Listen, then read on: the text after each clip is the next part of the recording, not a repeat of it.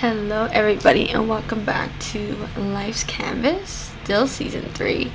We are now the second episode in, I believe. I am so tired. I had to work last night, ran the old timer I call him, and he won tremendously. I was so happy with the way he ran. I was so happy that he won that race. And then I had to pony as well at night. So it's just back and forth with I'm exhausted. And then tonight I still have to work. Don't mind the mess back there, guys. It's just a little crazy. I just got home. Literally just got home, changed. I had work clothes. Put something comfortable on. But yeah. Last night was extremely fun, extremely exciting. It was great not to come home to knowing that that a horse that I've been working on has won a race. Can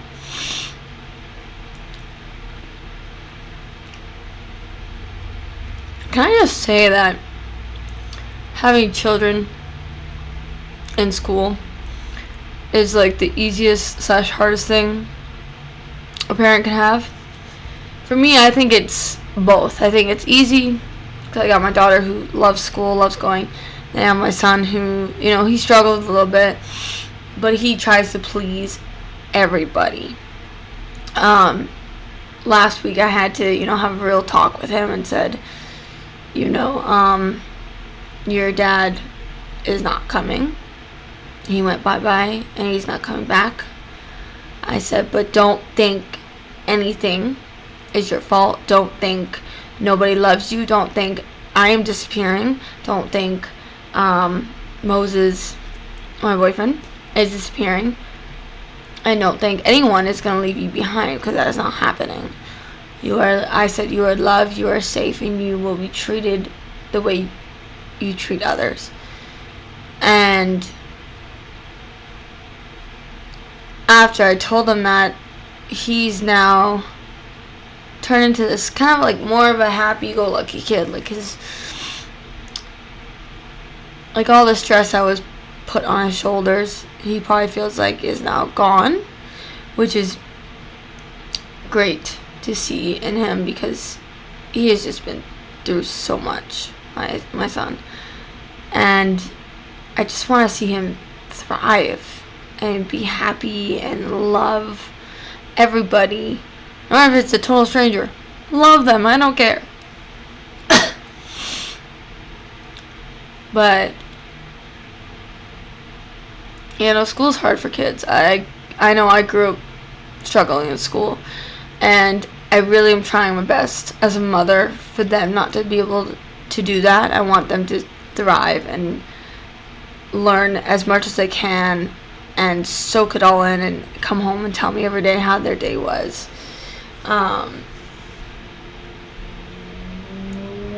Did I cry a little bit? Oof. Absolutely. I don't care how many times my kid goes somewhere. I will cry for each of them. No matter what. I will cry in silence because it's just weird coming home on, a weekday and they're not here. They are in school. What do I do with myself? I don't do anything. I sit on my butt on the couch watching something maybe. I don't really do anything. I don't know. Sometimes I clean the house when I'm not super exhausted, like today. Like, oh boy, I totally forgot today was Saturday, guys. Literally, I was like, oh no, I have to do the podcast today. I forgot it's Saturday. But I did have something I wanted to say for all the moms out there. This is for the moms. That it goes, how are moms actually supposed to keep up? Work a full-time job, drop kids off by 8, be back by 3 to for pickup.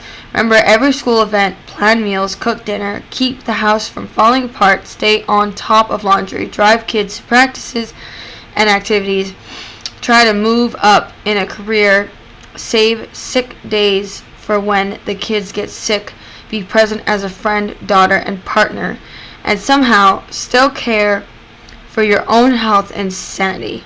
Seriously, who decided this was realistic? I know dang well I work basically it's my full-time job. I work with the horses day in and day out and at nighttime, and then I come home after I'm done in the morning, and I do clean the house, I do cook dinner, I do take care of the kids, make sure they got everything they need, make sure they're not sick. I will always take care of myself last. And I know all of you mothers out there listening are probably the same way. You know, you guys take care of yourselves last. And that's just reality for us. Our children will always come first. If there is a little bit of food in the house or whatever it may be, I will always make sure they eat first. I will be okay. Will I be hungry? Absolutely. But I still will be okay as their parent, because I want to make sure they eat, so then they go to school and they still learn, and they have all the energy in the world to go play with their friends and do whatever they want. I will always be the last one, and that is fine. In my household, my category goes my children, my boyfriend, my animals, and then me. I will always put myself last. And some people are going to probably think that's crazy. In reality, it's not. It's not crazy. Because it's just how life is. You have kids, especially if you're a mother, or if you're, a single mother or a single father, or you have a partner. I will always put everybody else in my household before me. Always. This is how I want it to be. And I'm okay with that. Don't mind my voice cracking, because I was yelling last night. I got excited. Sorry, people. But I do tell you that when it does come to myself, when I do start taking care of myself, when everything else is done, I take care of myself. I wash my face, take care of my face, take care of my body, take care of hygiene, take care of everything like that, my hair, my skin, my nails. I take care of all that. And I never try to miss one single beat. Because I know if I'm out of commission, the whole house falls apart. I'm sorry. The whole house will fall apart if I'm on commission. The kids be like, where's mom? What is not cooking? Why is nobody cooking? What is happening? The boyfriend would be like, what am I supposed to do? I'm like, it's called work. It's called work. When I'm sick and I'm out of commission, it's called take care of the kids and work. I'll tell you. I'll do what I can as best as I can. But no, he's an amazing partner. We go, honestly, in our household, we do 50-50 for everything. If it's a Sunday and it's stripped down all the clothes, all the bed sheets, and all that, clean the house, all that great stuff, I will do the laundry, he will do the dishes. I will mop the floor, he will clean the bathrooms. Kids will even help too. They love helping, actually. They will even help clean up their toys and tidy up and help me with the laundry. They love helping. And they get a little bit of, they get whatever they do when they clean up their toys and the stuff. I put money in their piggy banks. And I say when it's full, we'll go to the store and you pick whatever you like. That's how I am planning to raise my children. To learn about money and the value of money as early as right now. Because I don't want them to get older and they're struggling to pay bills, they're struggling to have a house, no. I want them to learn about money now and understand when your piggy bank is full, you can either spend that money or you can put it aside and keep saving. I will get you 2 or 3 piggy banks and you can put that money wherever you please.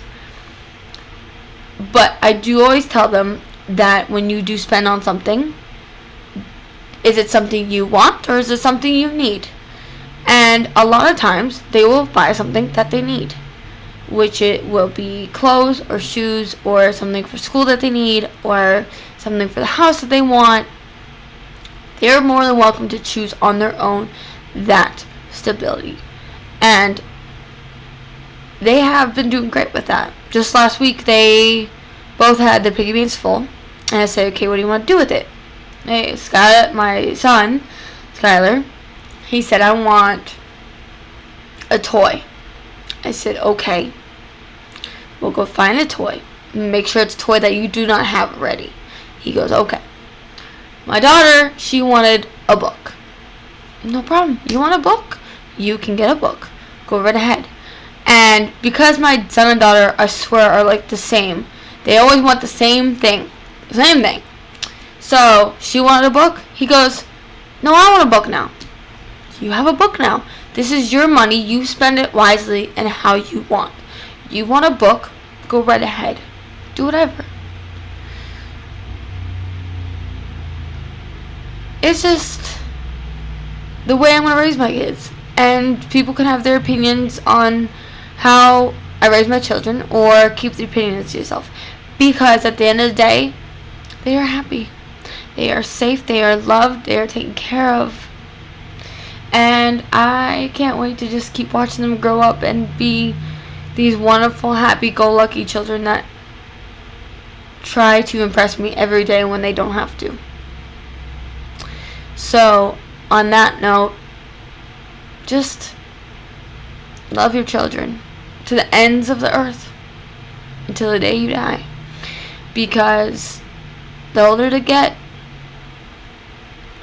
more the toys will disappear, more the loud screaming and fighting will disappear, and you will miss every single bit of that.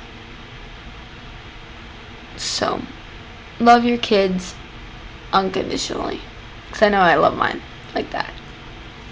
But I will see you guys next time on Life's Canvas, and next week we will have a special guest. I will not tell you who. You will just have to wait and watch for next Saturday. But I do love you guys, and I will see you next time. So have a great day. Bye.